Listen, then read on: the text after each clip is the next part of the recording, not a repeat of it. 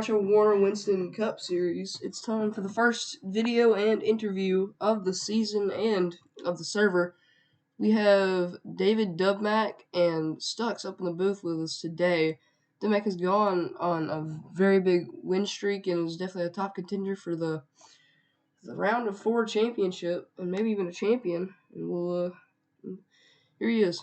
So Dubbmac, how do you feel going into Homestead Miami this weekend for the start of the round of 8? How are you feeling coming into this race? I feel pretty good. I feel pretty confident in myself because I love Homestead, and Homestead is such a good track. I think I can handle Homestead pretty well. That's true. How do you feel about that last week? Very controversial 3-wide finish for the win at Kansas. How do you feel after that win was announced for you? Well, I really didn't care if I won or not because it was such a good finish anyways. It was actually pretty good. When I saw that I won, I was like, "Yo, let's go! I won the tiebreaker." Wait, it wasn't even a tiebreaker, but it was still good. It's like I feel good. Like you just won your second race in a row, yeah. Yeah, for the it's playoffs just too. You were leading the playoffs, but after that 7-point deduction that happened, it was pretty bad. What were your last weekend? There was a big wreck at the end, almost a big wreck at the end, where myself, and Stux spun out right behind you, and you got bunted in the grass. How were you feeling when that happened? Well, when I saw the wreck, I was like, "Oh shoot, this is actually going to be close." Stokes gave me a push, and I got to run, so I just had to go into the grass and stuff. And I remember when you got the push, I got turned by Stux, and I came right into you, and I pushed you in the grass. And I knew it was over for me then. But how did you feel when that happened? Whenever that wreck happened right on your door.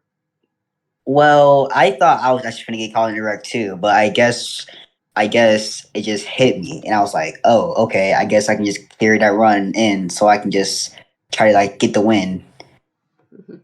I mean, these cars are very sturdy. They don't want to spin out really that much. They just want to. They really, as a lot of people have stated, they don't want to spin out. It's really easy to recover them. We had almost 3 wrecks at one point, but everybody saved it. Very good. It's very good cars. Yeah, they're very. But that 3-wide finish definitely was very, very close. There was a lot of arguing, a lot of just seeing you were just quiet that whole time. Yeah, I was quiet. I didn't really do nothing. I mean, yeah, like I said earlier, I didn't care if I won or lost the race. It was still a good finish either way. Yeah, that you are currently almost right on Zayers. There's the current points leader. This is Bumper right now. How do you feel? How would you feel theoretically if you won another race 3 in a row? If I would, would actually be so good. It will basically put me in a spot where I can basically do anything now. You are very much a contender for this championship. Seeing for two wins in a row. Both have been on very you have very skilled tracks, and Homestead Miami is one of those tracks where you're definitely gonna need skill. Yeah.